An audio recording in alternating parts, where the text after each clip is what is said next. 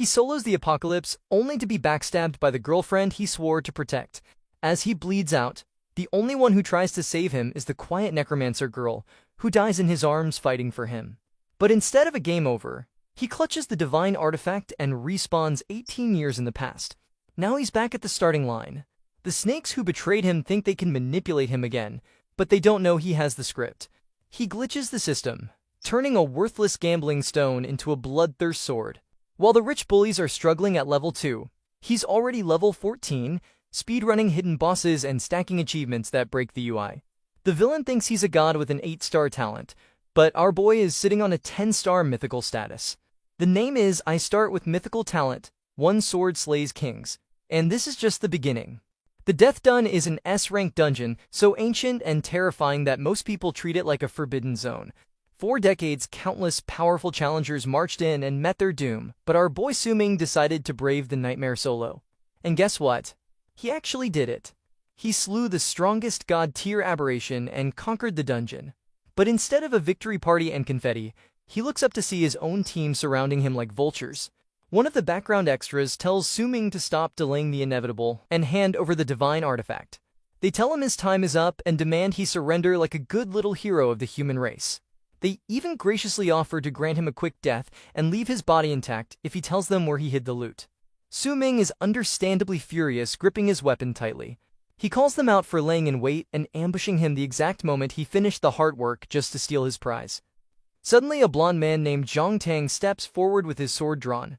He has the audacity to invoke their past brotherhood, promising not to kill Su-Ming if he just hands over the goods. He claims he will only destroy Su-Ming's powers, which is basically a fate worse than death for an awakened hunter. Su-Ming, whose face is shadowed by rage, realizes he must have been blind since the day he turned 18. He treated this blonde snake like a brother, fighting side by side for years, never realizing how venomous he truly was. Su-Ming decides that if they want the divine artifact so badly, they can come and get it. He unleashes the power of the Ring of Tao Defiance, challenging them to try their luck. The sheer surge of energy terrifies the betrayers, proving that this is indeed a divine artifact. One of the extras panics, saying there is no time to waste and they need to kill him immediately. But the blonde snake halts them, warning that they cannot be reckless now that Su-Ming wields such power. Just then a shadow rushes in, shouting Su-Ming's name. It is a girl with pink hair and, let us just say, very generous assets. She throws herself at Su-Ming, hugging him tight. Su-Ming asks what she is doing there, and she puts on an Oscar-worthy performance, claiming she heard people were plotting against him and was so worried. Su-Ming, being the tragic, trusting soul that he is, smiles gently and assures her that he has already secured the Ring of Tao Defiance. He turns his attention back to the mob, confident they are no match for him, but he is confused about one thing. How did they know his location? Zhang Tang just smirks. Suddenly, the pink-haired girl Ran Shellman drops the act. She reveals a maniacal grin and casts a spell right in our boy's face. Su-Ming looks at his bloody hand in shock, asking why she would do this. Zhang Tang shouts that it worked and the final catalyst is in place. They activate the imprisonment formation, locking Su-Ming down completely. Su-Ming realizes with horror that Ren Shellman betrayed him a long time ago. She immediately sashays over to the blonde snake's arms. Zhang Tang gloats that this formation was prepared specifically for Su-Ming, ensuring he can no longer channel his powers. Ren Shellman adds salt to the wound, admitting the only reason she was ever with him was because of his 9-star talent. They were just using him to get the artifact. Su-Ming screams in rage, but the mob is already shouting to kill him and grab the ring. Just as he is about to be finished off, a girl with purple hair, a necromancer named Chia, bursts onto the scene, shouting for them to stop. Su-Ming asks what she is doing here, and she tells him not to give up because they cannot let these despicable wretches win. Zhang Tang mocks her, saying they have enough masters here that not even a god could save Su-Ming now. The blonde snake jumps in to attack, declaring that anyone who stands in his way will die. Su-Ming tries to warn Chia to flank, but Zhang Tang is too fast. He mocks Chia for wasting her energy on a dying man. He points his sword at Su-Ming, offering to spare his worthless life if he hands over the artifact. Su-Ming, with blood pouring from his mouth, looks at these animals and makes a final decision. He activates a technique called Annihilation Burst. The power is so intense that the betrayers realize it is a god-tier technique. Su-Ming holds the injured Chia, apologizing for failing her. She looks at him and says that if they are going to die, they will die together. Su-Ming, the god slayer, swears a blood oath right then and there. He vows that if he is ever reborn, he will tear in Shellman and Zhang Tang to pieces. The traitors look on in fear as they realize what he is doing. Zhang Tang screams that Su Ming intends to take the divine artifact with him into death. He orders everyone to stop him, but it is too late. Su Ming tells them to come and take it if they can, and he flings himself into the abyss, taking the ultimate prize with him. Su Ming blinks, and suddenly the fiery abyss of death is gone. Instead, he is standing in a boring auditorium, listening to a teacher drone on about stats. It seems he has been transported right back to the start. The announcer calls out that a classmate named Wang Kong has successfully changed his profession to an enchanter with a 3-star attribute. The crowd of background extras is murmuring about how everyone seems to be getting combat professions today, while one nerd points out that enchanters are actually very lucrative in the long run. Su Ming looks around completely disoriented, realizing that this is the awakening ceremony from years ago. He hears students complaining that the school's luck is bad this year, and that is when it hits him. The familiar humidity, the teenage angst, and the smell of desperation. He has traveled back to the day he turned 18. He looks at the student on stage and realizes he even remembers this guy's stats from his past life. Talk about having a photographic memory for useless information. The ceremony continues with some kids becoming warriors and others failing completely, which is always awkward to watch. We see one poor guy crying his eyes out while his friend awkwardly pats his back. Another kid awakens as a mage and immediately starts flexing his non-existent muscles. Su Ming watches all of this with a grin that screams main character energy. He realizes he has been reborn. He remembers the betrayal and the pain, but now he thinks that this second chance is heaven's way of letting him rewrite his regrets. But before he can get too philosophical, a commotion breaks out in the crowd. The announcer screams that a hidden combat profession has appeared. It is Zhang Tang, the blonde snake himself. He has awakened as a magic hammer warrior with an 8-star attribute. The students are losing their minds because apparently being rich and evil also comes with great stats. They gossip that he is the young master of the Zhang family and that his bloodline is pure gold. Su Ming just stares at the back of Zhang Tang's head, probably imagining several creative ways to introduce that blonde skull to a wall. But just as the rage is building, someone taps him on the shoulder. A voice congratulates him, saying that the academy has produced a genius early this year. Su Ming turns around and sees a girl. It is Chi Yao, the necromancer who died for him in the future. In this timeline, she is alive and well and looking at him with confusion, asking why he looks like he has seen a ghost. Su Ming quickly composes himself, saying he just wanted to congratulate her in advance. Chi Yao is confused because she is not awakened yet, but Su Ming just smiles mysteriously and says she will know soon enough. Internally, he is just relieved to see her breathing again. The teacher calls her name, and she walks up to the heavenly stone. She places her hand on it, and the crowd gasps. The stone glows ominously. The announcer loses his composure, shouting that another hidden profession has appeared. Chia awakens as a necromancer with a 7-star innate attribute. The students are freaking out because 2 hidden professions in a row is statistically impossible. They start wondering if the school is blessed this year. Su Ming watches calmly, thinking that this is exactly as he expected. Now it is finally his turn. The teacher calls out Su Ming's name, hoping the good fortune continues. As he walks up, the crowd is skeptical. They whisper that there is no way a 3rd hidden profession will appear, especially for an orphan like Su Ming who has no powerful bloodline. The narration reminds us that in this world, everyone awakens at 18 to fight giant beasts and clear dungeons.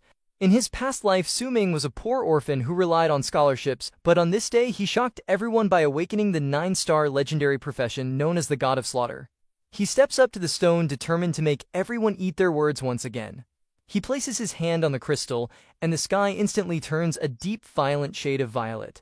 The teacher stares up in awe, realizing this fluctuation indicates a genius with a 9-star attribute or higher. The students are absolutely floored, asking if this is real life. But as Su Ming focuses on the stone, he notices something on his finger. It is the Ring of Tao Defiance. The divine artifact actually traveled back in time with him. Su Ming is shocked, but before he can process it, a golden system window pops up in his vision. It states that the strongest class change god slaying system has bound successfully. It seems his old 9-star talent was not enough for this second life. The system announces that he has awakened the mythical profession Sword God. Su Ming raises his head, his eyes glowing with power, realizing that this time he is not just a slatterer, he is a god. The awakening ceremony has officially turned into a weather disaster movie. Black and red lightning is crackling everywhere, and the wind is howling so hard it might just blow the announcer's wig off.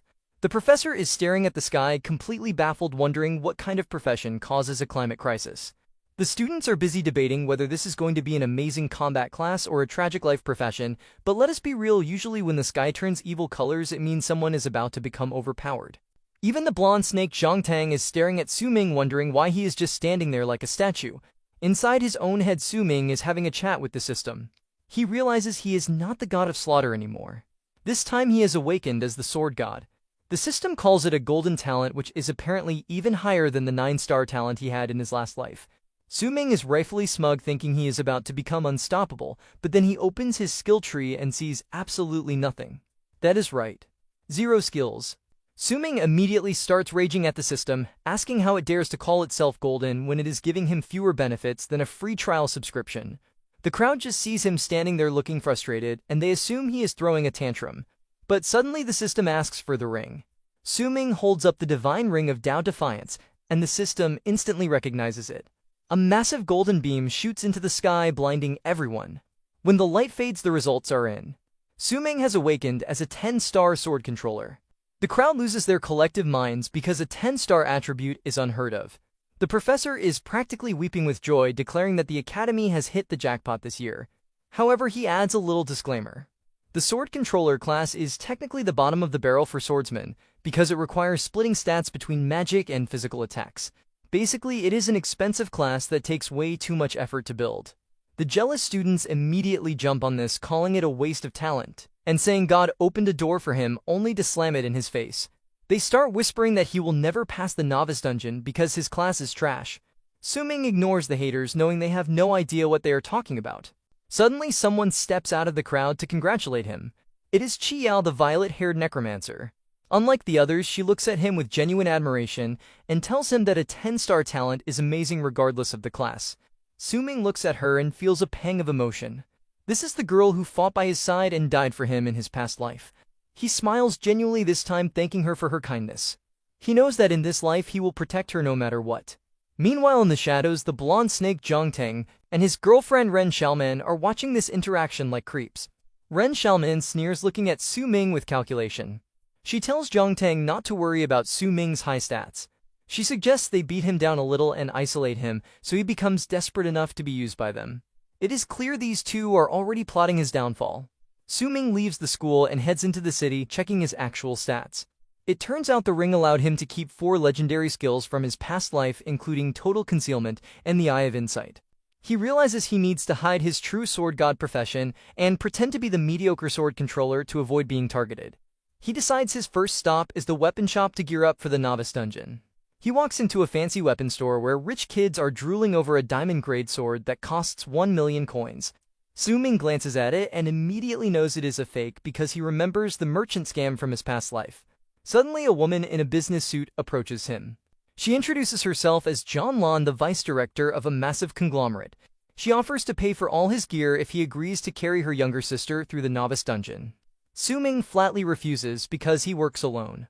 John Lan is shocked that a poor student would turn down free money. She tries to pressure him, but Su Ming points at the 1 million coin sword and asks if she is willing to buy him that. She gets offended, asking if he thinks he is worth that much. Su Ming hits her with a reality check, telling her that money cannot buy shortcuts and maybe her sister should actually try working hard for once. He walks away, leaving John Lan fuming. Just then his phone buzzes. It is a text from the pink snake Ren Xiaoman.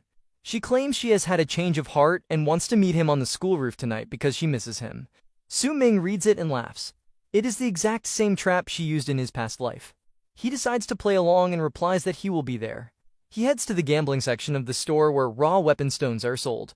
These are basically loot boxes where 99% of the time you get trash. But Su Ming has the Eye of Insight, so he can see exactly what is inside. He picks up a cheap stone for 50 coins and declares it is perfect.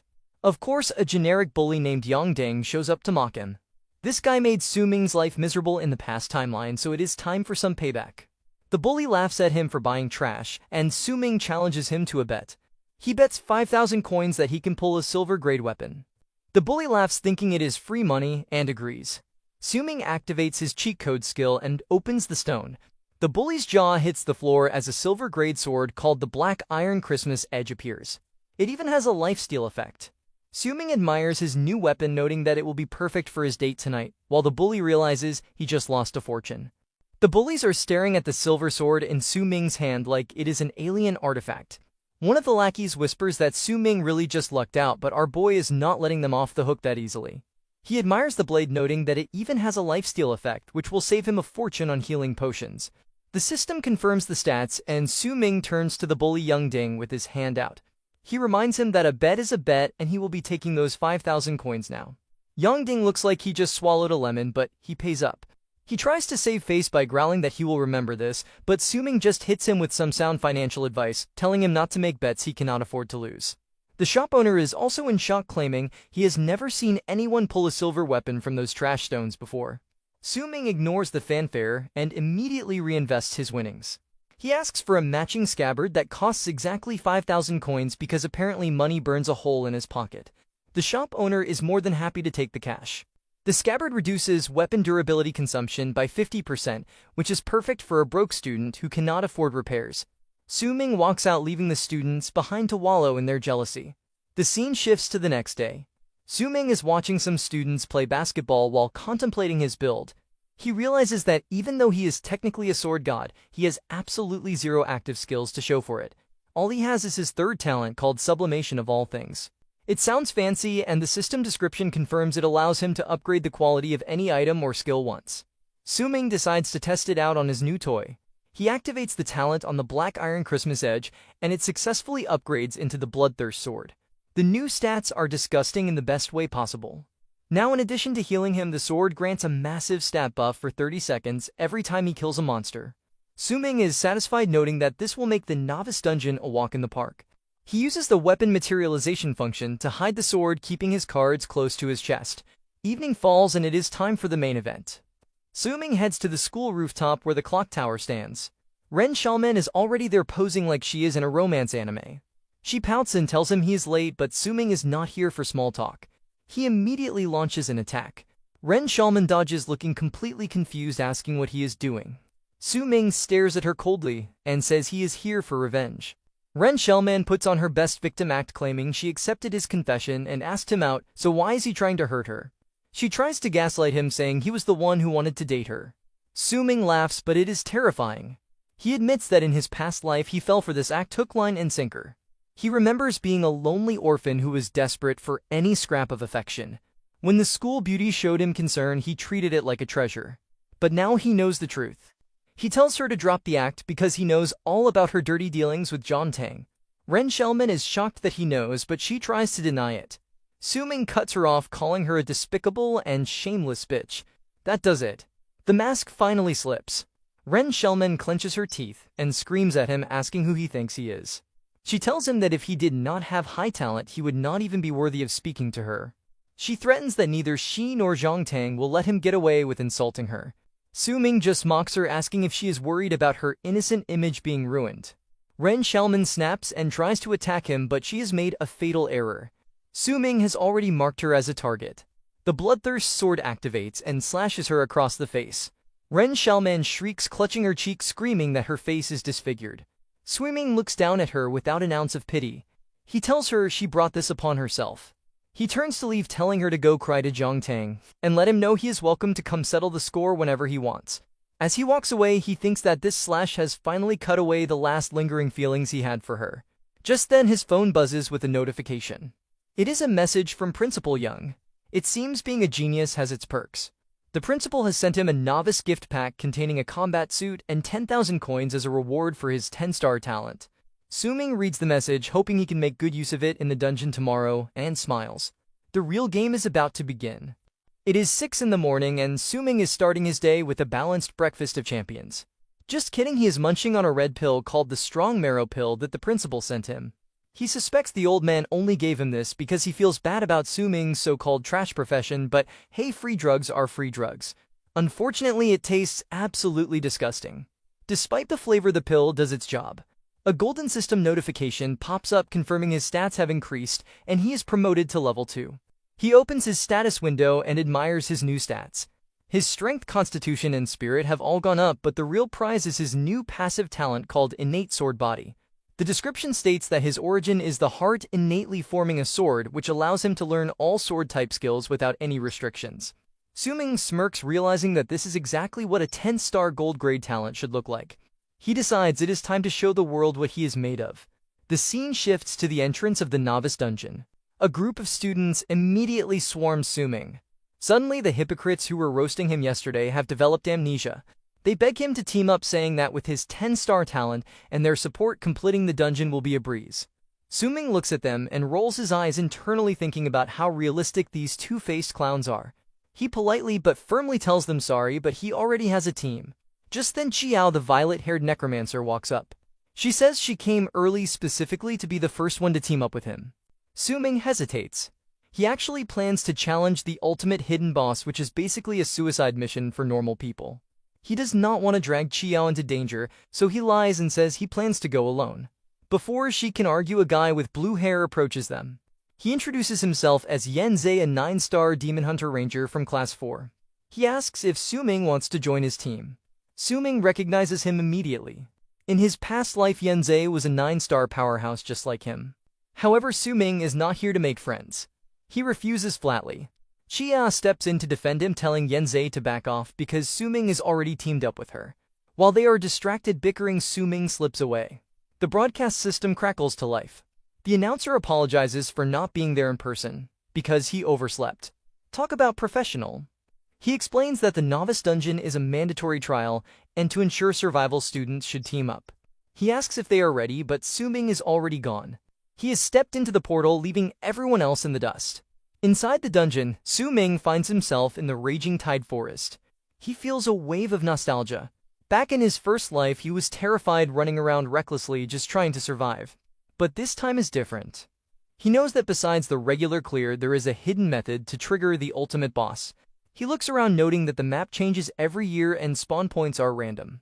He spots an elite moonflora, a plant monster that roasts its victims alive, but he ignores it. His goal is to scout the route and find specific items before the other students arrive and mess everything up. Outside, the clock hits 7:30. Other students start entering the dungeon, thinking it will be a walk in the park. But reality hits hard. Barely a minute later, the system reports a casualty. 3 challengers have been devoured by bloodthirsty rats. The crowd outside is horrified, realizing that people are actually dying. Chiao looks worried, noting that she hasn't even formed a team yet, and the death toll is already rising. The announcer urges everyone to hurry up and form teams to help the struggling students inside. Back in the forest, chaos is unfolding. A girl has been separated from her team and is running for her life. She has completely lost her sense of direction and stumbles right into the path of a massive ape monster. She screams for help as the beast towers over her, ready to strike. But just as the monster is about to turn her into a snack, a blur of motion cuts through the air. Suming appears, and with a few swift slashes, he decapitates the monster, saving the girl instantly. The situation inside the novice dungeon has officially gone from bad to worse. A student is currently screaming for his life as he runs away from a level 5 elite brown bear. He screams about bad luck, but honestly, running into an elite monster right at the start is just the universe telling you to go home. The chat channel is blowing up with distress signals. Someone at the 9 o'clock position is surrounded. Another group at the 11 o'clock position is getting swarmed by monsters. It is absolute chaos. One girl is sitting on the ground, completely traumatized because her entire 5-person team just got wiped out. She complains that the dungeon difficulty is way too high for new students, but let us be real, maybe they just suck. Suddenly, she spots Suming standing over the corpse of the monster he just killed. She looks at him with stars in her eyes and asks if he is the famous 10-star Suming. Our boy looks at her with a grin and hits her with the coldest line possible. He tells her he was just passing by and he cannot save her a second time because the monster is not actually dead yet. The girl is confused, but before she can ask for an autograph, Suming is already focused on the enemy. She decides to run away to find reinforcements, leaving him to deal with the threat alone. Suming activates his Eye of Insight and scans the beast. It turns out this is not just a random monkey. It is a mutated Ape King level 3 with 28 strength and 24 constitution. Suming realizes this thing is surprisingly durable since it survived a hit from his silver greatsword. He decides to turn this into a little experiment. He activates the Hidden God Step, a legendary movement skill he inherited from his past life. This skill increases his speed by 50% and makes him immune to attacks while active. He vanishes in a blur of blue light and teleports right behind the Ape King. He whispers that he is done playing and delivers the final blow. The system notifies him that he has defeated the mutated Ape King and obtained a skill scroll. It is only a low-grade bronze skill, but for a novice dungeon, it is better than nothing. Suddenly, a massive golden notification pops up in the sky for everyone to see. The system announces that a level 2 swordmaster has achieved the first blood by killing the mutated Ape King. As a reward, every single player in the dungeon receives a small healing potion. The struggling students are overjoyed to get a free health refill, but they are also confused. They start gossiping about who the mysterious swordmaster is. Some suspect it is Su Ming since he is the 10-star genius, but others immediately shoot that theory down. They argue that there are plenty of swordmasters from other cities, and Su Ming is just a weak sword controller, so there is no way he could clear a boss this fast. It is hilarious how confident they are in their wrong opinions. Meanwhile, Su Ming realizes he made a rookie mistake. He forgot that the dungeon announces achievements globally. He decides to use his total concealment skill to hide his information, so he does not attract too much attention. He is actually surprised that 30 minutes have passed and he is the only one who has killed a monster. He looks around and spots a pack of level 3 dire wolves. Su Ming smiles because these guys are the classic experience farming mobs. He decides to test out his new toy. He uses his golden talent sublimation of all things on the bronze skill scroll he just looted. The system triggers, and the trashy single slash skill is instantly upgraded to the silver grade sword drawing slash. Su Ming grips his sword ready to unleash his new power on the poor wolves who have no idea they are about to become experience points. Our boy has officially turned the forest into an all-you-can-eat buffet for experience points. He is mowing down the starving wolves like they are made of paper. The system notifications are scrolling faster than a hate comment section. He slays 10 wolves, then the 100 wolves, and the experience just keeps piling up. By 9:30 in the morning, while most students are probably still trying to find their way out of the bushes, Su Ming hits level 9. The system grants him the title Legend of the Starving Wolf. Su Ming analyzes his strategy. He realizes that using the range properties of his draw sword slash makes farming these low-level mobs incredibly efficient. He just has to lock onto a target and unleash the energy. He throws another slash and wipes out another group. But then a much bigger dog steps onto the scene. It is the Wolf King, a level 10 leader monster. It looks menacing, but Su Ming is not impressed. Meanwhile, we cut back to 8:30 in the morning to see what the peasants are doing. A group of students, including Chiao, finally finish forming their teams and enter the dungeon. The main force of students has arrived, and they are all excited to fight. One blue-haired guy cheers because his team finally killed a special monster. He thinks they are doing great and might even catch up to the mysterious player who got the first kill. But reality is about to slap him in the face. Another massive golden announcement fills the sky. The system broadcasts that a level 9 freshman has obtained the first kill on a boss monster in the Wild Tide Forest. The title Boss of Bosses has been awarded. The students froze. One of them screams, asking what the hell is going on. They cannot understand how a freshman is already level 9 when they have barely started. They question if a life profession could possibly be this strong. Back in the fight, Su Ming is staring down the Wolf King. He jumps in to attack, mocking the beast. He tells the wolf not to think it is hot stuff just because it is a boss. Its opponent is a reincarnator. Su Ming unleashes his power, and the Wolf King does not stand a chance. The system congratulates him on slaying the Silver Wolf King. He gains 500 experience points and instantly levels up to level 10. He also gets some sweet loot, including an iron-cutting cloud and the Wolf King's heart. The scene shifts to the bully young Ding and his blonde lackey. These two are having a miserable time. The lackey is out of breath, complaining that it took every ounce of their stamina just to deal with a regular pack of wolves. He thanks God that the healing potion from Su Ming's first kill achievement arrived in time, otherwise they would have been wiped out. The lanky wonders how someone is already level 9 while they are struggling. He looks at his broken weapon and complains that it does 0 damage. He blames Su Ming for scamming them at the weapon shop, saying if he hadn't lost his money, he could have bought a silver weapon. Young Ding is furious. He screams at his lackey to shut up, calling him useless trash. He complains that he was the one taking all the damage and he still had to share the experience points. After all that work, he is only level 2. He feels like the biggest sucker in the world. He rages, saying that if he runs into Su Ming in the dungeon, he is going to kill him just to blow off some steam. It is hilarious because he has no idea that the guy he wants to kill is the one who just cleared the boss. Back with our main character, Su Ming receives a notification that changes everything. Because he hit level 10 so quickly, he has triggered a class change quest. The system scans his situation and generates a quest based on his current location. Su Ming is thrilled. In his past life, he leveled up too slowly and missed the chance to do this quest inside the novice dungeon. He had to go to a much harder dungeon later, which ruined his rewards. But this time he has triggered it right here. The quest is to kill the guardian of the Red Rock Cave, which is located right inside the Wild Tide Forest. Su Ming realizes this is a golden opportunity. He decides to dump all the free attribute points he gained from leveling up straight into agility. The system notifies him that his agility has broken through 100 points. This unlocks a new passive skill for his Sword God class called Sword Martial Master.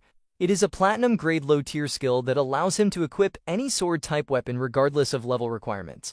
The atmosphere in the first academy meeting room is thicker than a bowl of oatmeal. The professors are staring at the dungeon data screens with the intensity of stock traders during a market crash. One nervous faculty member pushes up his glasses and points out that the rankings are in, but the principal looks like he is about to have a heart attack. He is sweating bullets because his prize student Suming, the 10-star genius everyone was betting on, is nowhere to be found on the top 500 list.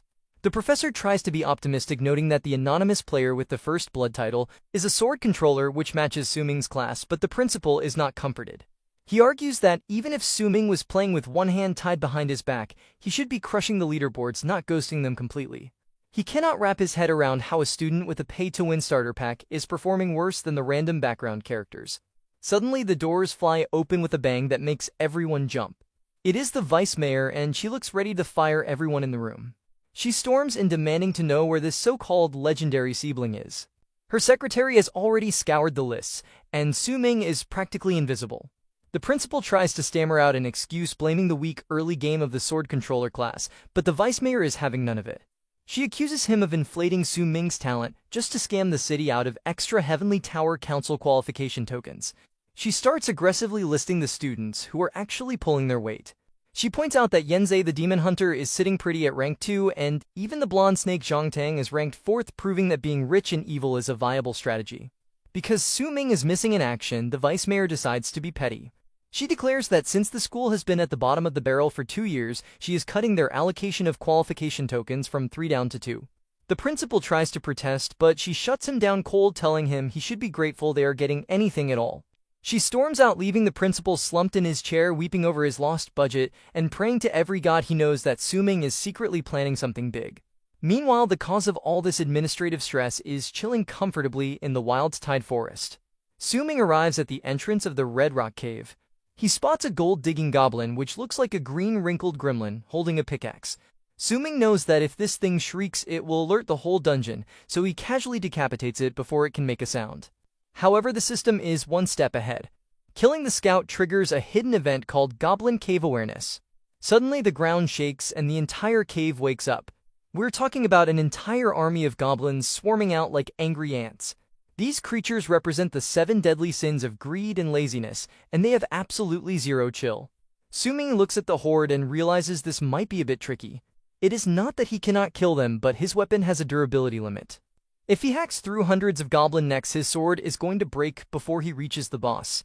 Plus, his mana pool is still too low to spam his legendary teleportation skill indefinitely. As the goblins start raining arrows down on him like a scene from a war movie, Suming realizes he has to play the smart. He dives behind a massive rock to break their line of sight. As the arrows chip away at the stone, Suming just grins like a maniac. He whispers for the little cuties to come and get him ready to turn this cave into a graveyard. Inside the Red Rock Cave, our boy has a parting gift for the goblin horde. He realizes that as long as he secures the high ground, he can abuse the terrain like a pro gamer to maximize his range. He unleashes a sword drawing slash, and just like that, the population of the cave drops to 0. He looks down at the last goblin standing and silently tells it to say hello to the afterlife. Meanwhile, outside the entrance, the discount bullies from earlier are lurking in the bushes. The frantic lackey insists he hears the sounds of battle, but Yongding, the blonde genius, scoffs at him. He claims that since this area is filled with level 7 monsters, no one would be crazy enough to challenge it alone. But right on cue, Suming walks out of the cave, looking fresh and completely unbothered. Yongding squints and immediately recognizes him as the guy who swindled him out of a silver sword and 5,000 coins. Suming, however, is too busy admiring his own reflection in the status window. He has already hit level 11 and completed his first advancement quest. He admits to himself that the step was a little risky, but he survived. Suddenly, Yongding tries to be sneaky and launches a surprise attack from behind. It is pathetic. Suming dodges it without even breaking a sweat. The bully screams for his lackey to surround him, declaring that Suming will not escape this time. Suming looks at them with genuine confusion and says he was not planning to run anyway. Yongding is fuming.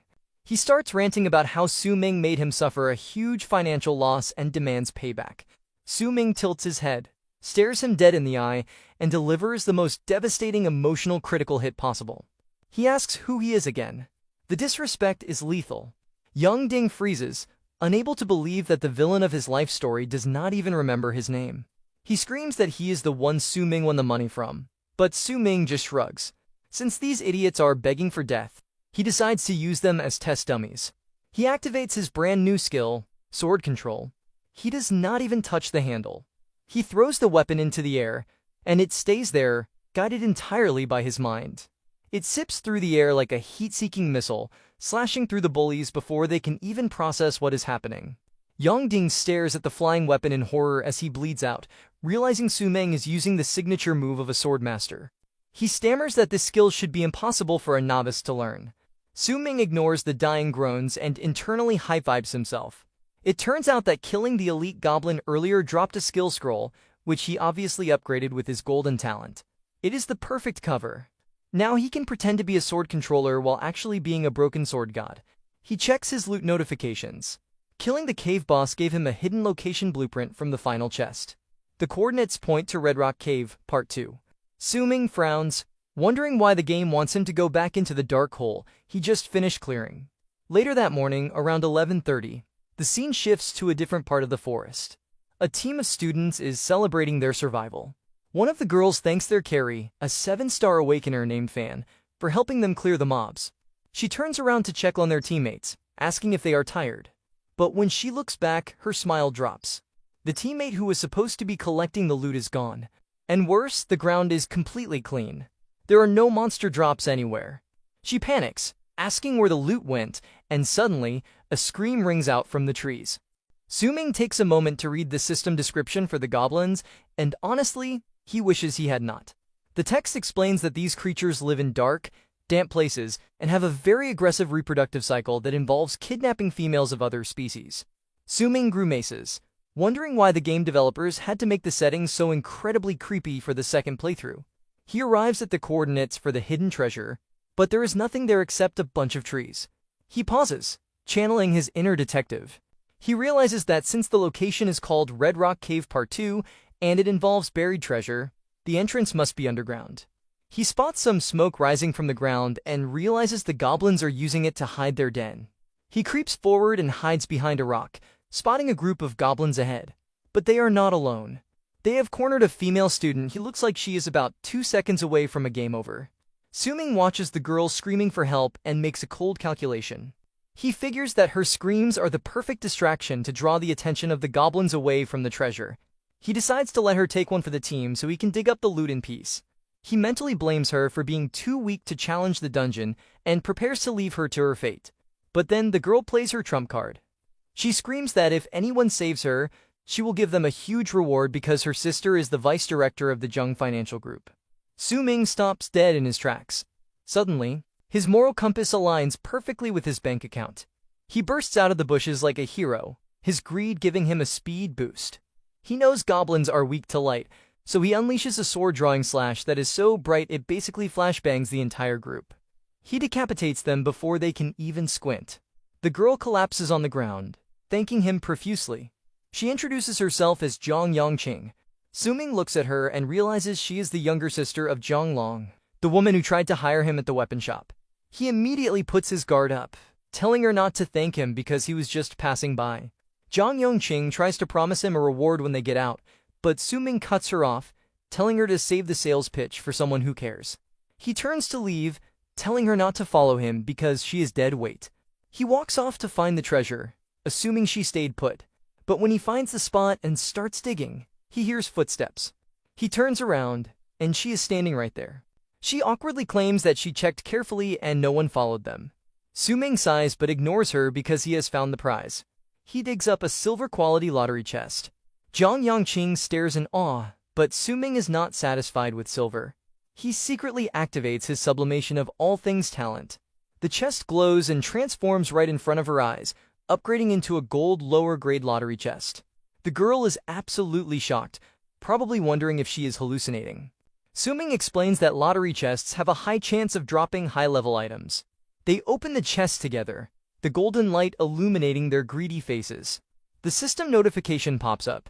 Suming has hit the jackpot. He has obtained a Shadow Flow set and a Soul Healer skill scroll. Suming stares at the loot he just pulled from the upgraded lottery chest, and honestly, he looks like he just bit into a raisin cookie thinking it was chocolate chip. He asks the system if this is seriously all he gets from the extra rewards.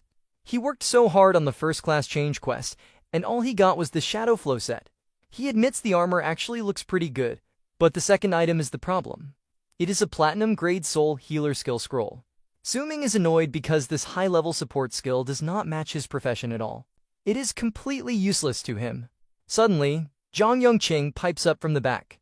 She blinks her big doe eyes and suggests that maybe the scroll appeared because she is there. Suming looks at her, ready to tell her to be quiet, but she hits him with the puppy dog look. She reveals that her awakened profession is actually a 7-star soul healer. Suming pauses. A golden system window pops up, notifying him that Zhang Yongqing has joined his team and he is now the leader. He realizes he is officially babysitting. Meanwhile, the scene shifts to a different part of the dungeon at 9 in the morning. We see a student who has clearly chosen violence. He stands over a corpse, and his system window reveals a terrifying objective. His class change task requires him to kill 50 players, and he is currently at 33. This guy is literally playing a battle royale while everyone else is playing an RPG. He looks at his next target and declares that the weak have only one path, which is death. We see that his target is none other than Qi Yao, the purple-haired necromancer and Suming's future ride or die. We jump forward in time to 12:30 in the afternoon. Qi Yao is still fighting the psychopath. The killer laughs, mocking her by saying he is playing Eagle Catches Chicks. He manages to slash her shoulder, and Qi Yao grimaces in pain. The killer admits he did not expect a female chick like her to withstand his hand for so long. He condescendingly praises her, saying she has wasted quite a bit of his time. He sneers that it seems the First Academy is not entirely made of trash after all. Qi Yao glares at him and points out that his school uniform belongs to a student from the neighboring Yohu Jing Academy. The killer prepares to deliver the final blow, but just as he is about to strike, a voice shouts out. Someone yells for classmate Qi Yao to hold on because they will cover her. It is Yanzei, the blue-haired guy from earlier. He and his team rush in to save the day, proving that sometimes background characters are actually useful. We cut back to Suming at 12 o'clock, 30 minutes before Ji Yao's fight. He submits the treasure fragments he found. The system announces that his primary class change task is complete. He is successfully promoted to a first-class sword god. The stat boosts are ridiculous. His attribute origin increases by 10, his swordsmanship power doubles, his speed doubles, and his skill proficiency doubles. Suming reads the notifications and thinks that with these stats, he will have way more confidence challenging the dungeon's hidden boss. But suddenly, Zhang Yongqing distracts him. She looks at her own status window and gasps. She has successfully learned the platinum skill he just gave her, called Soul Buff. She reads the description, and Suming's ears perk up. The skill consumes soul power to activate, and while it is active, the experience points gained by everyone in the team increase significantly. Suming freezes. He looks at the description and realizes that this girl just randomly opened a legendary leveling card. He looks at Zhang Yongqing, who is blushing and looking shy. Suming thinks that her luck is honestly terrifying. He tells her that he has changed his mind. Earlier, she asked him to carry her through the novice dungeon, and now, he graciously agrees. Suming looks down at his phone and sees a message from Qi Yao. It is a distress signal, but instead of asking for help, she is warning him to stay away because there is a dangerous player hunting students in the 9 o'clock area. Suming sighs, realizing that this girl is too noble for her own good. She is literally dying, and her priority is still his safety. We cut to the source of the danger. The redhead maniac from the rival academy is currently wiping the floor with our side characters. Yanzei, the blue-haired ranger, is frantically firing arrows, but the maniac deflects them like they are annoying mosquitoes. Yanzei is panicked, shouting that this guy is too strong. The maniac laughs, revealing that he did his homework before coming here. He researched all the top students of the First Academy and is thoroughly unimpressed. He calls them trash and notes that only these two are left to kill to progress his quest. Yanzei tries to widen the distance, hoping to kite him, but the maniac is not having it. He lunges forward, closing the gap instantly. Qi Yao is in bad shape. Her mana has bottomed out, meaning she cannot summon any more spirits to defend them. She looks at Yanzei and realizes they are out of options. She confirms that there is no backup coming because she specifically told Suming not to come. The maniac sneers, calling them isolated and helpless. He decides to slaughter the annoying archer first and charges at Yenze. Yenze shouts for Chia to run, but she ignores him. She jumps in front of the attack, intending to use her own body as a shield to buy him time. The maniac mocks her, shouting that a weakling like her has no right to save others. He swings his blade down for the kill, but the blade never lands. A sword flies through the air and blocks the attack with a deafening clang. Suming steps out of the shadows, looking absolutely furious. He glares at the maniac and then turns his gaze to Chia. He scolds her immediately.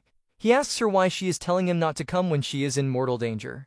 He points out the irony that she is trying to protect him when she is the one about to die.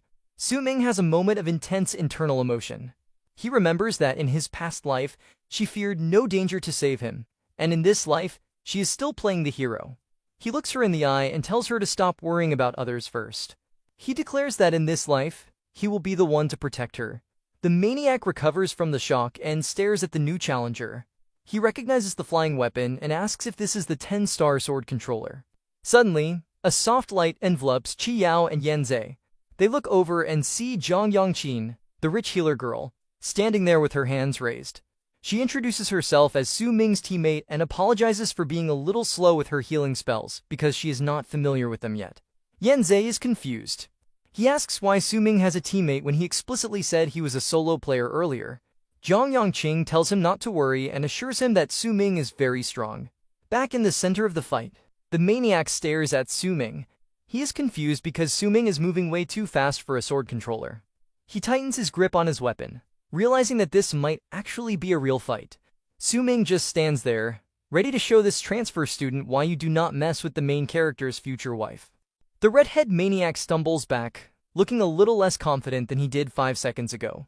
He admits that the strength of our protagonist exceeds his expectations, but his ego is still fully intact.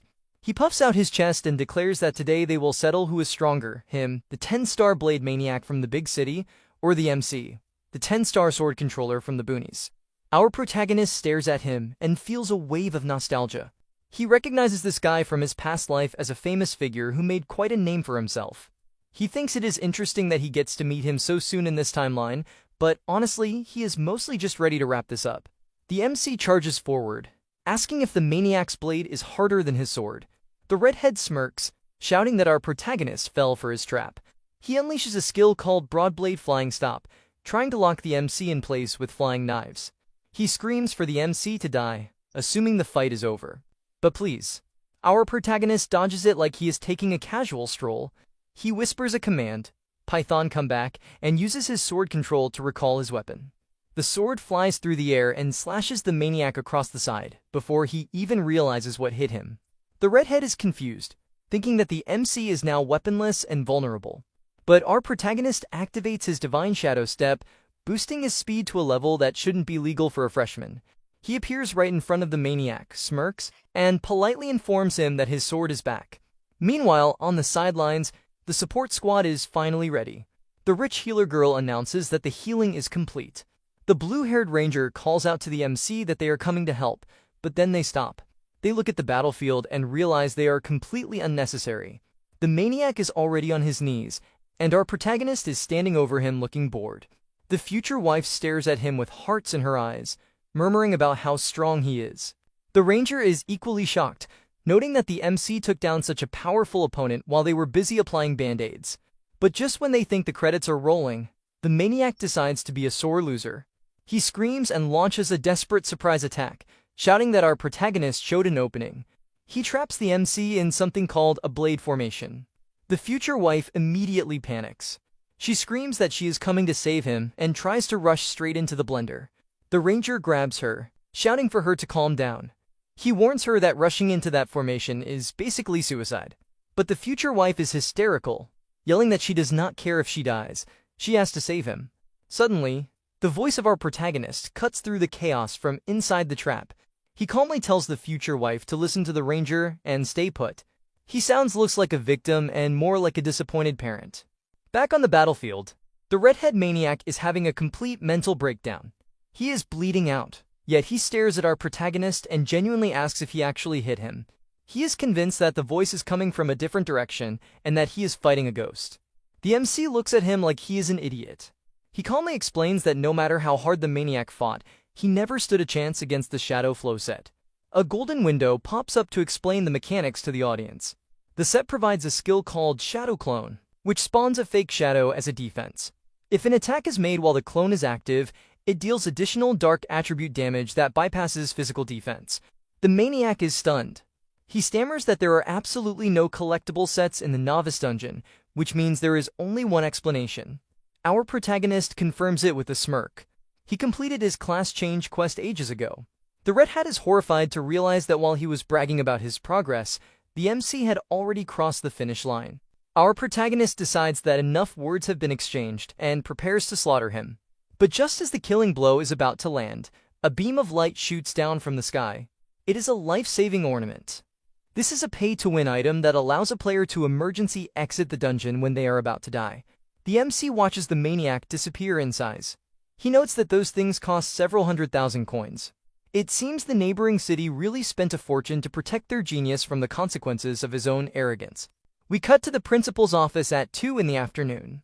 The atmosphere is tense. The principal is trying to eat some noodles to calm his nerves, but it is not working.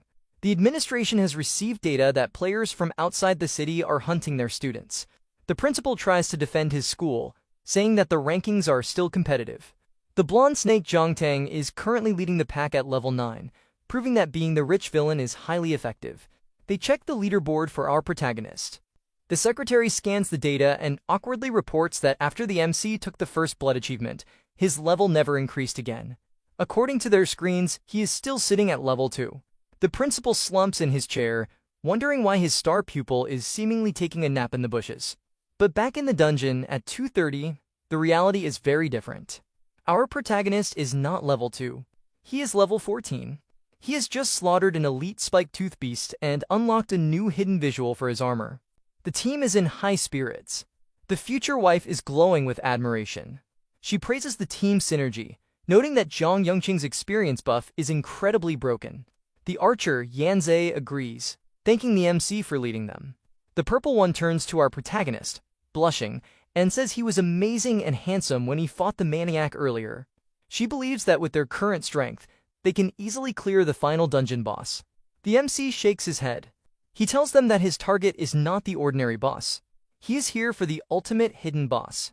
He pulls out the loot he just obtained, the water ripple key. He explains that to find the hidden boss, they must solve 3 riddles involving the silver moon, the green waves, and the cold abyss. Chiya looks confused because there is no moon in the dungeon sky, but our protagonist has already figured it out. He points to a lake where specific plants have grown into the shape of a crescent moon. He approaches the water and uses the iris petals and the key. He throws them into the lake, reflecting the moon. He rests his hand on his sword and waits. Suddenly, the water begins to boil. A massive figure rises from the depths, wielding a giant sword. The hidden boss has arrived. Our protagonist stands triumphantly holding a blue sphere, looking like he just solved the hardest Sudoku puzzle in existence. Behind him, the blue-haired archer and the future wife are staring at him with their mouths open. The purple one asks how on earth he solved those riddles. The MC explains that a whirlpool is forming in the lake, using the iris as a guide and starlight as a summons. Basically, he performed a very complicated ritual to wake up something that should have stayed asleep. 2 red system warnings immediately flash across the screen. The hidden boss has appeared. It is the guardian of the lake, a massive knight clad in red armor sitting on top of a ghost horse.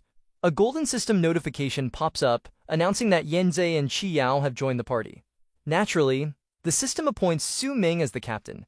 He looks at his team with a determined expression and tells everyone to get ready for battle. 15 minutes later, the red-armored knight is patrolling the area, looking for someone to murder. Meanwhile, our brave party is hiding in the bushes like cowards. The archer asks if it is really okay to hide like this. The waifu suggests they try attacking, but our protagonist shuts them down immediately. He points at the boss and asks if they see how fast that horse is moving. He shares the stat window with them, and it is terrifying. The Guardian of the Lake is level 19. It has 301 strength, 250 constitution, and a mount speed of 500 points. Su Ming points out the math. Even if they added up the speed of all 4 of them combined, it does not reach half of the boss's stats.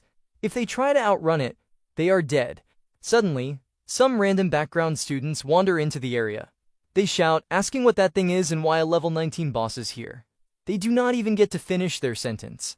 The boss charges and wipes them out in a single hit. The archer watches the massacre and notes that the third wave of players has already been deleted. The future wife says they need to hurry. She turns to Su-ming and reports that, for his instructions, they have used up all the mana potions of everyone in the squad to set up a delay trap. Our protagonist nods, thanking them for their hard work. He looks at the system window and thinks back to his past life. He never challenged this hidden boss before because most people do not risk their one and only novice dungeon run on a suicide mission. He admits he knew the summoning method from old records, but he did not expect the boss to have a Ferrari for a horse. To kill him, they must knock him off his mount first. The plan begins. Step 1. The archer fires a shot to draw the aggro. The arrow hits the boss, but the knight barely flinches thanks to his heavy armor mastery. The archer realizes his attacks are about as effective as throwing a toothpick at a tank. The healer girl shouts that she is pulling back the aggro. Step 2. She casts a spell to create a massive cloud of smoke, confusing the boss's vision. Su-ming notes with pride that she learned this trick from the goblins earlier. The boss charges blindly through the smoke. Step 3. The purple one activates her trap. A horde of summoned skeletons rises from the ground, aiming to trip the horse. At the same time, the healer casts Soul Siphon, dealing magic damage and applying a slow effect. Our protagonist watches the combo and admits with a grin that, if not for their cooperation, he might not actually be able to solo this guy. With the boss finally slowed down and distracted, Su-ming makes his move. He leaps from the shadows, aiming for the back of the knight, ready to separate the rider from his ride. And that's where we're going to leave it for today. I really enjoyed reading this one, and I hope I did the story justice for you guys. If you also did, please smash that like button. It really helps the channel grow. And if you're new here, hit subscribe and turn on notifications so you never miss out on the next hidden gem. Thanks so much for watching, and I'll catch you in the next one.